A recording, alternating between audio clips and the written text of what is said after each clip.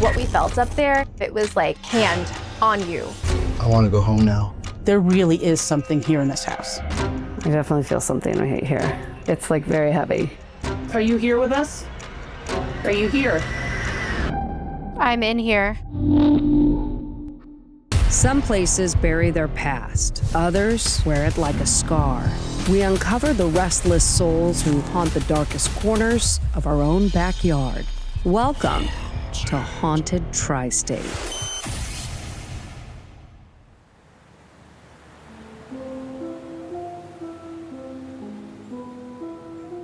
They say the dead can't speak, but in places like Wappingers Falls, New York, something's still trying to be heard.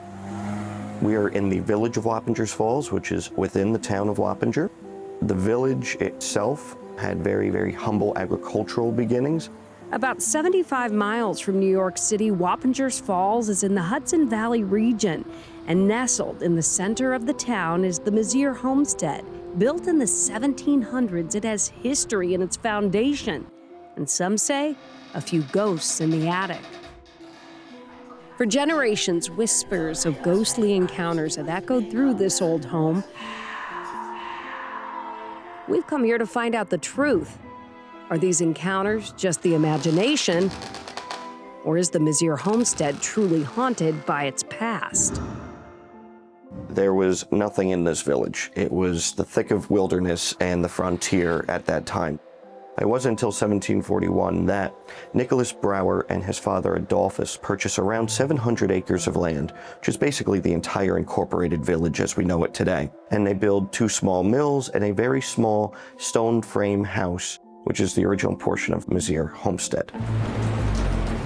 That doesn't last too long, because in 1742, Adolphus is struck by lightning and killed. The death of Adolphus Brower still crackles across time and adds to the mystery of those who've inhabited the homestead. After Adolphus's death, his son Nicholas lives there with his family and expands the house. Over 3 decades later, Brower sells the home to retire in Albany. And in 1777, loyalist Peter Mesier moves in, bringing controversy and commerce with the store run from the home. Everyone's heard of the Boston Tea Party? Well, we had the Wappinger Tea Party. And that was in May of 1777 when a group of residents came to protest Mr. Mesier's high price of tea. Because he was a loyalist, he charged the king's tax on tea. The first day, they threatened to steal the tea. Second day, they threatened to kill him. Third day, they broke down the front door to this home, tied him and his wife up in the basement, drank all their wine, took all their tea, and they left the amount of money that they felt was appropriate. And that was the Wappinger Tea Party. Though Peter Mesier's political views shifted over time and he became a respected figure in the community, the family's chapter at the homestead came to a close in 1891 when, after 3 generations of Mesiers, the house was sold to the village of Wappingers Falls. There was a variety of village offices and government functions that operated here for over 100 years. We see on several building blueprints evidence of the Child Welfare Office and Facility, which essentially was a orphanage for village children. It has been many things. The police department was here for many, many years as well. There are jail cells downstairs. You'll see the doors. In 2007, the Wappingers Historical Society restored the Mesier Homestead and opened it to the public. Since then, a number of strange occurrences have led some to believe the homestead may be haunted. Could the angry spirits of Peter and Catherine Mesier be forever tied to this place? Could that unexplained sound in the night be the ghost of a lonely orphan on the stairs, or the poor soul of a prisoner in his long-forgotten jail cell? I had a few different experiences where I thought maybe somebody else was in the building with me, and I just wanted to get out as quickly as I could. I had an experience in the hallway. It was eerie. I couldn't move my legs. I do experience, feelings of, feeling watched, feeling that someone else is there. I've been here very, very late at night. You do get uneasy sometimes when you're walking through different parts. You'll hear some people say, no such thing. We've gotten that in the past from people until they come in here and they're like, it just gives me the creeps. You don't want to believe in those things, but you want to know what it is. All the history, all the whispers, all the shadows lead to one chilling question. Could the homestead actually be haunted? So with approval from the Historical Society Board, we called in Full Moon Paranormal, an all-women group of investigators whose founders are highly respected in their field. They've spent years investigating supernatural phenomena all over the East Coast and have braved this home before. Lisa is the founder of Full Moon Paranormal and its lead investigator. Stephanie, a medium who discovered her abilities as a child. Susan, also a psychic medium who specializes in communicating with spirits. And Nicole, who handles research, location history, and equipment. I fall more on the skeptical side of things within the group. I like the equipment. I like that we can document things and measure things rather than, oh, I saw a shadow in that corner. Well, I saw a shadow in the corner and our motion sensor went off. So now we have something we can document, we can verify, and it's really hard to dismiss things when you have multi-levels of activity. I pretty much keep myself open for the spirits. If they're more comfortable actually talking in my ear or just giving me psychic images. Some of them actually give me sensations like how they died and things like that. So it really depends on the spirit that's coming through and how they want to communicate. We use the talents of our psychic team members to feel out where there's energy, where are you getting a vibe today, and then we'll set up some equipment. From the moment we came in here to do kind of like a walkthrough, there's activity, there's like different vibes in every room. There's just so much energy. Hearing these stories, I'm scared. I've never done anything like this before. We're starting in the oldest part of the house, built in 1741. And this is where they say they've experienced things, they felt things. So I'm intimidated. There is what I believe to be a male energy.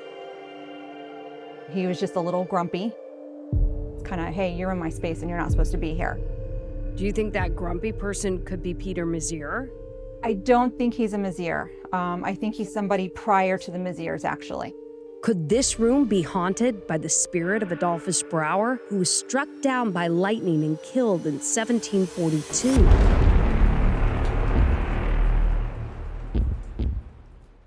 I am here tonight. I am Christy Reeder, and we are showing everyone what you guys do. So I think we're gonna kick things off. We're gonna run an app called Phasmabox. The Phasmabox is an app that can be installed on a smartphone or tablet that scans through radio frequencies. Paranormal investigators say this can be used to communicate with spirits, and Susan believes there may be one in the room with us right now. Can you tell us who we're speaking with? How old are you? 2. Two. That was clear. That was very clear. Were you 2? Remember, historians told us that there was an orphanage here, so there certainly could be young spirits reaching out. Do you have children? Me? Yes. Can I ask you how old? Yes, I actually have a 2-year-old. There you go. There you go. There you go. Is this 2-year-old maybe an orphan in the house? Because we heard about that. Trying to communicate with me because I have a 2-year-old. I don't know, but it's spooky. It was now my turn to ask a question, and I decided to focus on Danny, who has had a number of unexplained experiences here. Who is the woman sitting by the window in the chair? Do you know the name of the person in the chair? She's the only person in a chair.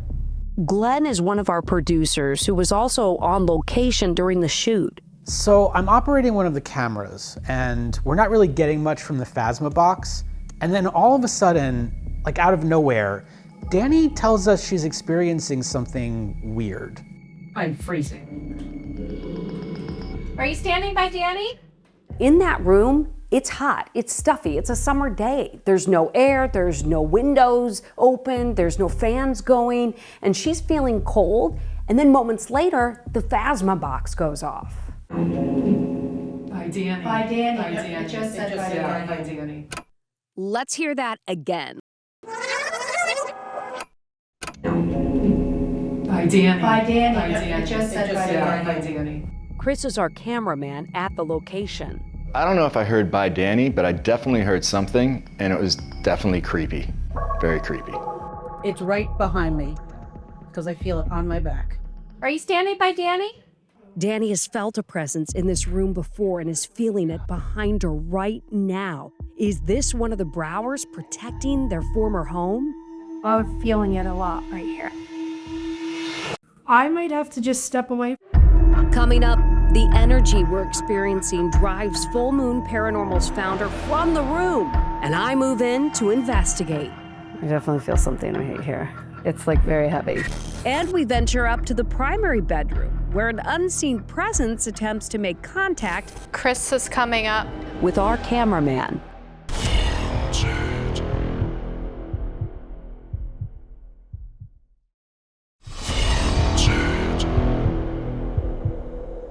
The Mesier Homestead in Wappingers Falls, New York is a 284-year-old landmark with a rich history of documented paranormal activity. We've come here with Full Moon Paranormal, a team of respected local investigators, to see for ourselves if it could be haunted by its former owners, the Brower or Mesier families. There really is something here in this house. And we're learning that firsthand after spending some time in the oldest and most active room in the house, built in 1741. I might have to just step away for you. Lisa, founder of Full Moon Paranormal, has just left the room. She's had a very intense feeling in the back corner, so of course the team suggests that I should step in to experience the energy that drove their lead investigator from the room. Yeah, I feel like on my pinky. How I would describe this is if I had a balloon just brushing the side of my pinky, that static electricity that you get from that. But there's nothing around me. There's no balloon doing that. You can put your hand out and ask it to come up and touch you. Do you want to touch me? If something would have touched me in that moment, I would have had to leave the house. They asked me to hold an EMF meter, a device that detects small fluctuations in electromagnetic fields. Investigators believe that illuminated LED lights can indicate the presence of a spirit. There it goes. I'm holding that EMF meter, the light's going off. That means something's around me. That's an intense moment for me. I felt like I was truly a part of this, but it's also creeping me out. I feel we need to move on. As the sun sets in the Mesier Homestead, the team puts out a number of devices designed for communicating with the spirits of children. In the early 1900s, many orphan children were housed here in the village's child welfare office. Stephanie, one of Full Moon's mediums, senses the presence of a child as well as an adult female spirit with us in the room. There's a female. She's probably a little bit shorter than me, and she's running over to Danny, and she's like got tears on her face, and like, you're supposed to see the red ink. You're supposed to see the book. Oh, is it like a ledger? Do you guys have a ledger? We have a bunch of ledgers upstairs. Stephanie wonders if the spirit she senses is pointing us toward a death record, potentially buried away in a stack of old ledgers in a box upstairs. If you're thinking death record and we're hearing baby, maybe there was a record of. Maybe something happened to the baby. Did the baby die? She's using an app called Ghost Hunting Tools. This is nothing more than a random word generator, but investigators believe that spirits may have the ability to communicate by manipulating the device. Something happened to the baby? Baby! It says baby. Immediately. Oh, wow. Baby. Chris, one of our camera operators, rushes over to get the shot.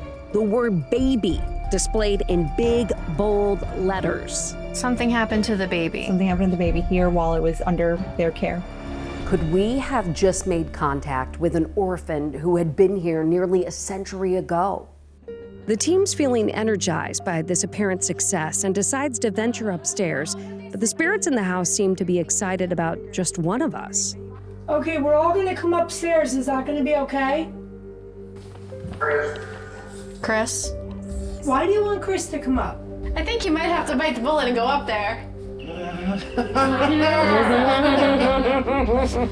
So when I first heard my name, I was like, nope, I do not want to go upstairs. This is super uncomfortable. No, thank you. We weren't about to make him go it alone, so we gathered upstairs in the primary bedroom for what they call an Estes session, using a device called Spirit Box that also scans radio frequencies and is believed to allow communication with spirits. So you can hear right now, it's on speaker mode. It's sweeping through radio stations. I want to see for myself if this really works, so the team gives me a demonstration. They pose a series of questions to the spirits residing in the home. Can you tell us who's visiting with us? I'm in the next room listening to the spirit box, so I can't hear the questions the investigators are asking. My job is simple: call out any words I hear in the static generated by the spirit box. Give you something. Investigators believe that spirits can communicate through the static, so if the answers match the questions, that could be a sign of paranormal activity. They're ready to get started, and Nicole dons the headphones. Are you here with us? I'm in here. Well, that got spooky fast. Remember, Nicole can't hear the questions at all. She's simply calling out what she hears in the radio static. What are they sitting here? We're sitting here to hang out and have a conversation with you. Would you like to join the conversation? I don't. Don't. You don't. Network. They should not be. They should not be. Should not be here. It's eerie how often Nicole's answers are lining up with the questions she can't hear. And I wonder what network these spirits could be referring to. Was this our cue to leave? You want us to go? If you want us to leave, you can tell us. It's late. It is late. How do you do? Would you like to go to bed? Go with the sun. Go with the sun. Look at you. The team is clearly thrilled. These are the sort of interactions they claim are evidence of paranormal activity. But it was becoming very clear that we were overstaying our welcome. The sun's going down. We're done. So, can we stay a little bit longer? Chris is coming up. Chris is coming up. Chris. I want to go home now. You've made it when the spirits know your name. So did we stir up the spirit of the lightning-struck Adolphus Brower? Are the ghosts of Peter and Catherine Mesier stuck here, tied up for all eternity? Or are the forgotten children of the one-time orphanage still haunting the walls of this home? Our crew may not have the answers, but we do know how to take a hint. Our time in the mysterious Mesier Homestead has come to an end. When we return, we present our most compelling footage to a panel of professional skeptics to find out if they think we experienced something paranormal or just plain normal.